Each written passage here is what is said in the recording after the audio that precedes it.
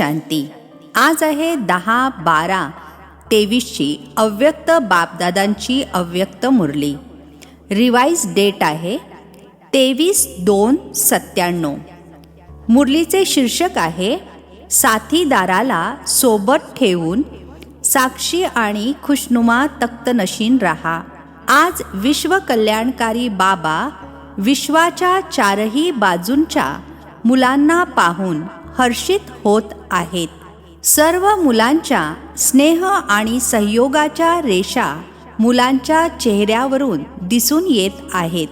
प्रत्येकाच्या हृदयातून निघणारे मेरा बाबा हे गाणे बापदादा ऐकत आहेत.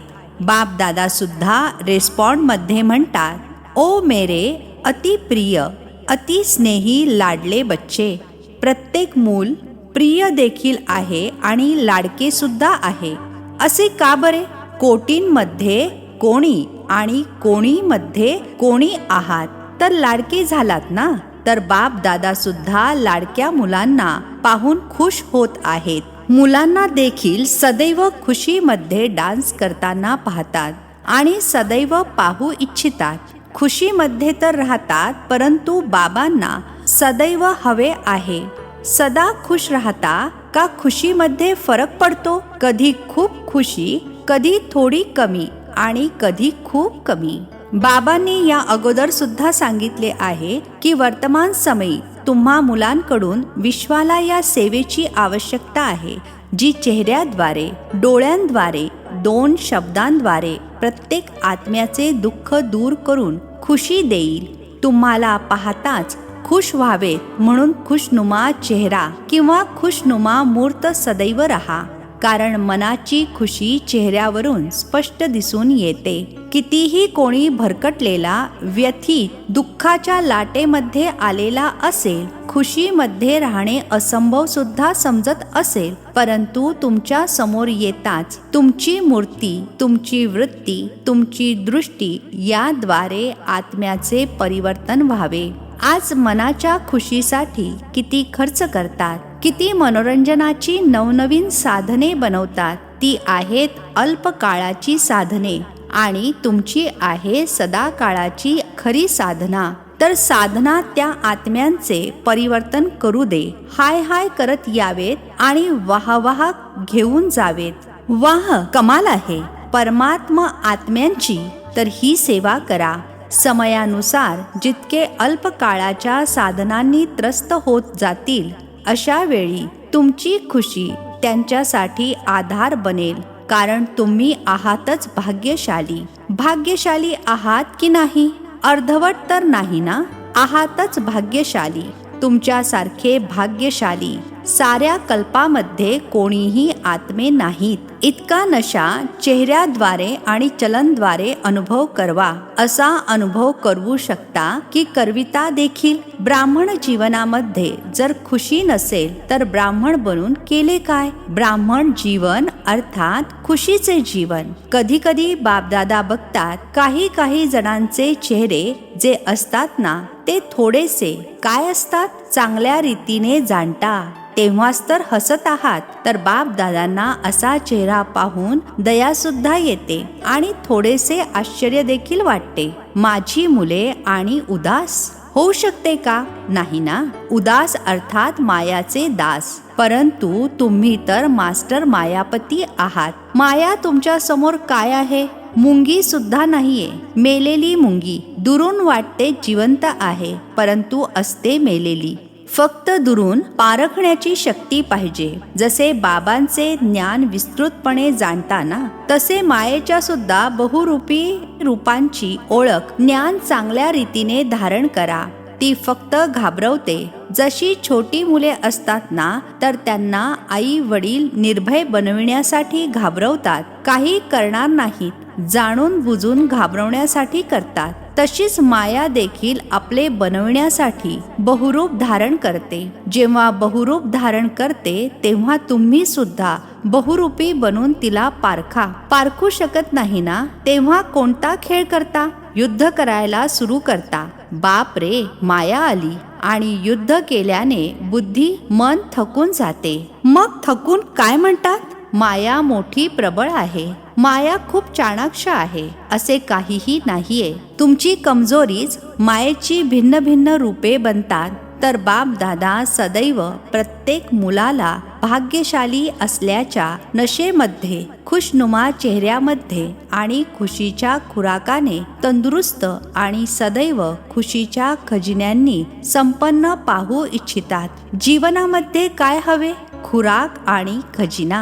आणखी काय पाहिजे? तर तुमच्यापाशी खुशीची खुराक आहे की कधी स्टॉक संपून जातो? खुशीचा खजिना अखूट आहे. अखूट आहे ना? आणि जेवढा खर्च कराल तेवढा वाढतो. जरी आणखी कोणताही पुरुषार्थ केला नाही तरी फक्त एक लक्ष ठेवा की काहीही हो, भले आपल्या मनाच्या स्थितीद्वारे असो, कोणा अन्य आत्म्यांद्वारे असो, प्रकृतीद्वारे असो, नाही तर वायुमंडळाद्वारे काहीही हो, मला खुशी सोडायची नाहीये. हा तर सोपा पुरुषार्थ आहे ना? का खुशी निसटून जाते? सोपे आहे का कधी कधी कठीण आहे? दृढ संकल्प ठेवा. इतर गोष्टींना विसरून जा. एकच गोष्ट पक्की ठेवा, मला खुश राहायचे आहे. तर गोष्टी काय वाटतील? खेळ.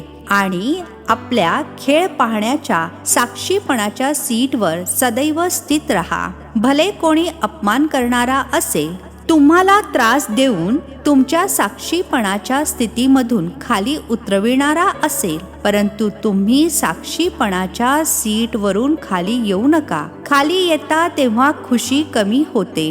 बापदादांनी यापूर्वी देखील 2 शब्द ऐकवले आहेत, साथी आणि साक्षी.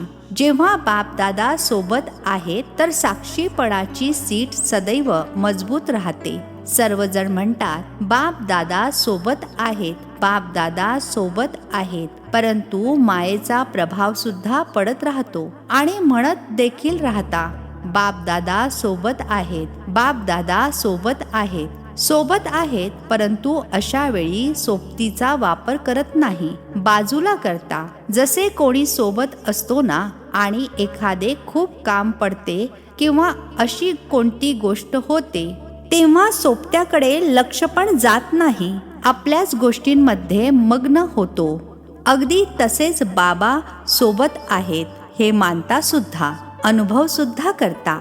असा कोणी आहे जो म्हणे की बाबा सोबत नाही आहेत? कोणीही म्हणत नाही. सर्वजण म्हणतात बाबा माझ्या सोबत आहेत. असे देखील म्हणत नाहीत की तुझ्या सोबत आहेत. प्रत्येक जण म्हणतो बाबा माझ्या सोबत आहेत, बाबा माझा साथी आहे. मनापासून म्हणतात की केवळ तोंडाने म्हणतात? मनापासून म्हणतात. बापदादा तर खेळ बघतात. बाबा सोबत बसले आहेत आणि आपल्याच परिस्थितीमध्ये तिचा सामना करण्यामध्ये इतके गुंग होऊन जातात, जे बघत सुद्धा नाहीत की सोबत कोण आहे. मग बाबा तरी काय करणार? बाबा सुद्धा साथी असूनही साक्षी होऊन खेळ बघतात. असे तर करू नका ना. जेव्हा साथी म्हणता तर साथ तर निभवा. दूर का करता? बाबांना चांगले वाटत नाही. बाबा हीच शुभ आशा ठेवतात आणि आहे सुद्धा की एक एक मुलगा स्वराज्य अधिकारी सो विश्व राज्य अधिकारी आहे. तुम्ही लोक प्रजा आहात का? प्रजा तर बनायचे नाही आहे ना. राजे महाराजे विश्वराजे आहात ना. प्रजा बनविणारे आहात, प्रजा बनणारे नाहीत. राजा बनणारे, प्रजा बनविणारे आहात. तर राजा कुठे बसतो? तख्तावर, अर्थात सिंहासनावर बसतो ना. जेव्हा प्रॅक्टिकलमध्ये राजाच्या नशेमध्ये असतो तर तख्तावर बसतो ना. तर साक्षीपणाचा तख्त सोडू नका. जो वेगवेगळा पुरुषार्थ करता त्यामध्ये थकून जाता. आज मनसाचा पुरुषार्थ केला, उद्या वाचेचा केला, मग संबंध संपर्काचा केला आणि मग थकून जाता. एकच पुरुषार्थ करा की साक्षी आणि खुशनुमा तख्तनशीन राहायचे आहे. हे तख्त कधीही सोडू नका. कोणी राजा असा गंभीर होऊन तख्तावर बसला आहे तख्तावर, परंतु खूप क्रोधित आहे.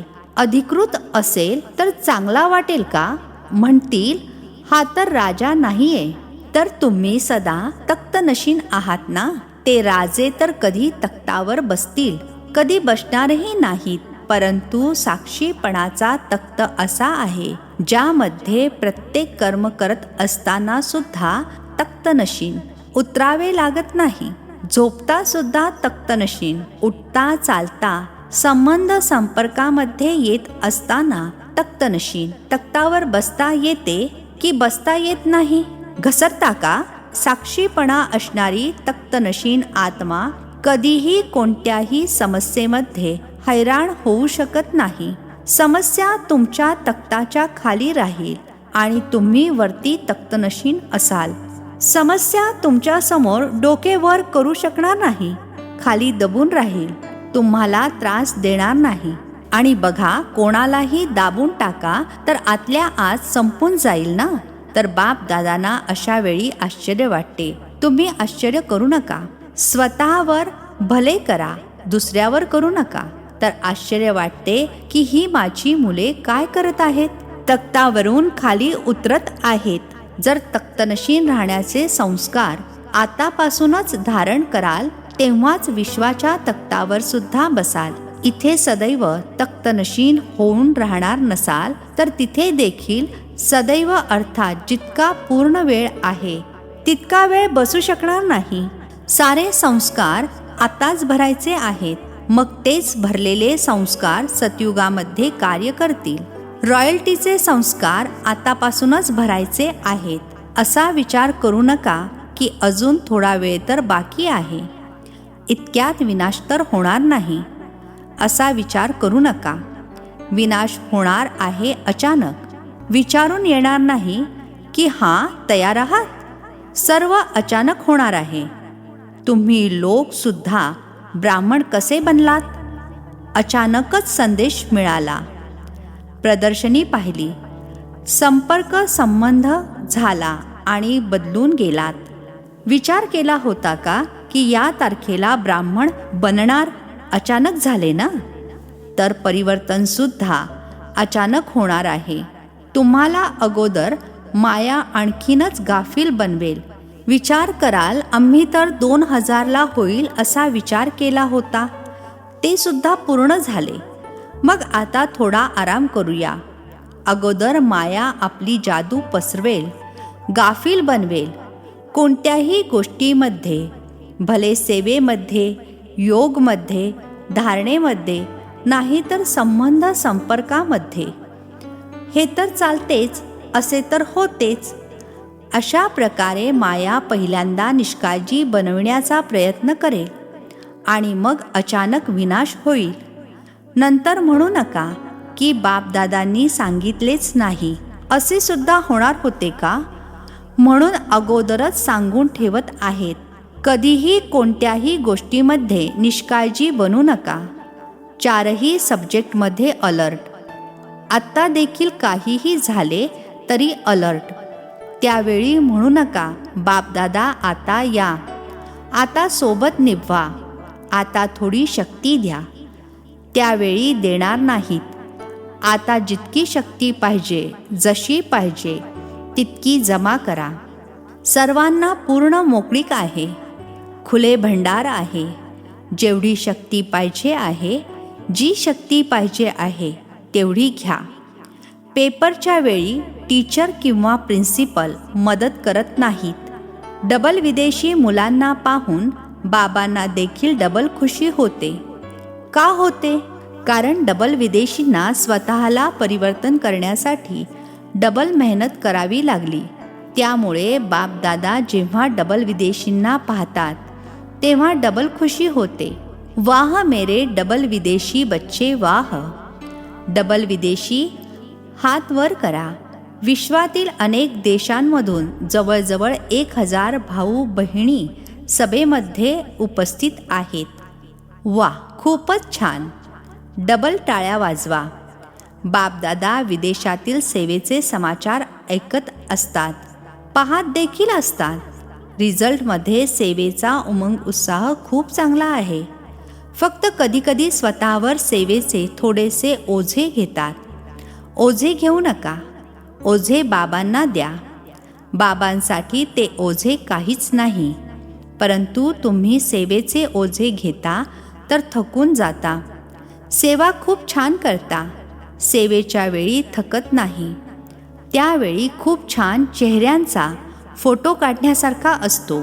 परंतु कोणी कोणी, सर्व नाही, सेवेनंतर थोडेसे थकलेले चेहऱ्यावरून दिसून येतात. बाबा म्हणतात, ओझे कशासाठी उचलता? ओझे उचलणे चांगले वाटते काय? का सवय लागून राहिली आहे? ओझे उचलू नका. ओझे तेव्हा वाटते जेव्हा बाबा सोबत नसतात. मी केले, मी करते आहे, मी करतो आहे, तर ओझे होते. बाबा सोबत आहेत, बाबांचे कार्य आहे, बाबा करवून घेत आहेत, तर ओझे वाटणार नाही. हलके होऊन नाचत राहाल. जसा डान्स खूप छान करताना. डबल विदेशींचा डान्स बघाल तर खूप चांगला असतो. स्वतःला दमवत नाहीत, फरिश्त्यासारखे करतात.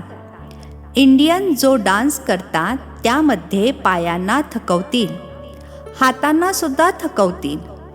परंतु विदेशी डान्ससुद्धा लाईट करता. तर सेवा देखील असाच एक डान्स समजा, खेळ समजा. थकू नका. बाप दादांना तो फोटो चांगला वाटत नाही. सेवेचा उमंग उत्साह चांगला आहे आणि हा सुद्धा रिझल्ट बाबांकडे आहे की आता थोड्याशा गोष्टीने हलचलमध्ये येण्याचे प्रमाण खूप कमी आहे. मेजॉरिटी ठीक आहेत, बाकी थोडे आहेत जे कधीकधी थोडेसे हलचलमध्ये दिसून येतात.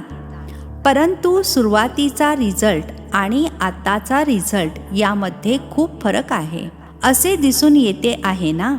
आता नाजूकपणा सोडत चालले आहेत. बाप दादांना रिझल्ट पाहून खुशी होत आहे. आता छोटे छोटे माईकसुद्धा तयार करत आहेत. आता छोटे माईक आहेत, परंतु छोट्यापासून मोठ्यापर्यंत सुद्धा येणार. बाप दादांना आठवते, सुरुवातीला या विदेशी टीचर्स म्हणत होत्या की VIP भेटणे सुद्धा कठीण आहे. येणे तर सोडाच, भेटणेच कठीण आहे. आणि आता सोपे झाले आहे, कारण तुम्ही देखील VIP झालात. तर तुमच्या समोर VIP काय आहेत? टोटल विदेशचा रिझल्ट चांगला आहे. सेंटर्स देखील छान आहेत, वृद्धिंगत होत आहेत. भारतामध्ये हँड्स नाही आहेत. नाहीतर भारतामध्ये सुद्धा खूप सेवा केंद्रे उघडली जाऊ शकतात. प्रत्येक झोनवाला म्हणतो हँड्स नाहीत, तर आता यावर्षी हँड्स तयार करण्याची सेवा करा. हँड्स मागू नका, तयार करा. आणखीनच दान पुण्य करा. विदेशामध्ये ही खूप छान पद्धत आहे. जिथे पण सेंटर उघडते तिथलेच लौकिक नोकरी देखील करतात आणि सेंटरसुद्धा चालवतात. कसे चालणार? कोण चालवणार? हा प्रॉब्लेम कमी आहे. तुम्ही लोकांनी हा विचार करू नका की आम्ही लौकिक काम का करावे. ते तर तुमच्या सेवेचे साधन आहे. लौकिक कार्य करत नाही आहात, परंतु अलौकिक कार्याच्या निमित्त बनण्यासाठी लौकिक कार्य करता. जिथे कुठे जाता तिथे सेंटर उघडण्याचा उमंग असतो ना. तर लौकिक कार्य कधीपर्यंत करायचे असा विचार करू नका. लौकिक कार्य अलौकिक कार्यानिमित्त करता तर तुम्ही सरेंडर आहात. लौकिकपणा नसेल, अलौकिकपणा असेल तर लौकिक कार्यामध्ये सुद्धा समर्पित आहात. लौकिक कार्याला सोडून समर्पण समारोह साजरा करायचा आहे अशी गोष्ट नाहीये. असे केलात तर वृद्धी कशी होईल? म्हणून लौकिक कार्य करत असताना अलौकिक कार्याच्या निमित्त बनता. तर जे लौकिकला निमित्त समजतात आणि राहतात अलौकिकतेमध्ये, तर अशा आत्म्यांना डबलच काय, परंतु पदम गुणा शुभेच्छा आहेत. फक्त ट्रस्टी होऊन करा. मीपणामध्ये येऊ नका. मी इतके काम करते, मीपणा नको. करावण हार करवून घेत आहे. मी इन्स्ट्रुमेंट आहे, शक्तीच्या आधारे चालत आहे. अच्छा, आज डबल विदेशींचा टर्न आहे ना. तुम्हा लोकांना सुद्धा डबल विदेशींना पाहून खुशी होते ना. तर सर्व डबल विदेशी खुशनुमा आहात. हाताने टाळ्या वाजवा. आता मधुबनमध्ये माया तर येत नाही ना. अच्छा, 1 सेकंदामध्ये एकदम बाप समान अशरीरी बनू शकता तर एका सेकंदामध्ये फुल स्टॉप लावा आणि अशरीरी स्थितीमध्ये स्थित व्हा. बापदादांनी 3 मिनिटे ड्रिल करून घेतली. अच्छा, संपूर्ण दिवसामध्ये वारंवार हा अभ्यास करत राहा. चोहो बाजूंच्या सर्व मायाजीत, प्रकृतीजीत, साक्षीपणाचे तख्तनशीन, साथीच्या सोबतीचा सदैव अनुभव करणारे, सदैव दृढतेने सफलतेला गळ्यातील हार बनविणारे, सदैव बाप समान लाईट राहणारे, सदैव आपल्या माईटद्वारे विश्वाला दुःख अशांतीच्या कमजोरीपासून सोडवणारे असे मास्टर सुखाचे सागर, खुशीचे सागर, प्रेमाचे सागर, ज्ञानाचे सागर बाप समान मुलांना बाप दादांची प्रेमपूर्वक आठवण आणि नमस्ते. आम्हा आत्मिक मुलांचाही आत्मिक पित्याला नमस्ते. आजचे वरदान आहे, पारखण्याच्या अथवा निर्णय करण्याच्या शक्तीद्वारे सेवेमध्ये सफलता प्राप्त करणारे सफलता मूर्त भव. पारखण्याच्या अथवा निर्णय करण्याच्या शक्तीद्वारे सेवेमध्ये सफलता प्राप्त करणारे सफलता मूर्त भव. स्पष्टीकरण आहे, जे पारखण्याच्या शक्तीद्वारे बाबांना, स्वतःला, वेळेला, ब्राह्मण परिवाराला आणि आपल्या श्रेष्ठ कर्तव्याला ओळखून नंतर निर्णय करतात की काय बनायचे आहे आणि काय करायचे आहे, तेच सेवा करताना कर्म किंवा संबंध संपर्कामध्ये येतात, सदैव सफलता प्राप्त करतात. मनसा वाचा कर्मणा सर्व प्रकारच्या सेवेमध्ये सफलता मूर्त बनण्याचा आधार आहे पारखण्याची आणि निर्णय करण्याची शक्ती. स्लोगन आहे, ज्ञान योगाच्या लाईट माईटद्वारे संपन्न बना तर कोणत्याही परिस्थितीला सेकंदामध्ये पार करू शकाल. ज्ञान योगाच्या लाईट माईटद्वारे संपन्न बना तर कोणत्याही परिस्थितीला सेकंदामध्ये पार करू शकाल. अच्छा, ओम शांती. नवनवीन मराठी व्हिडिओज प्राप्त करण्यासाठी सबस्क्राईब करा मराठी गॉडलीवूड चॅनलला.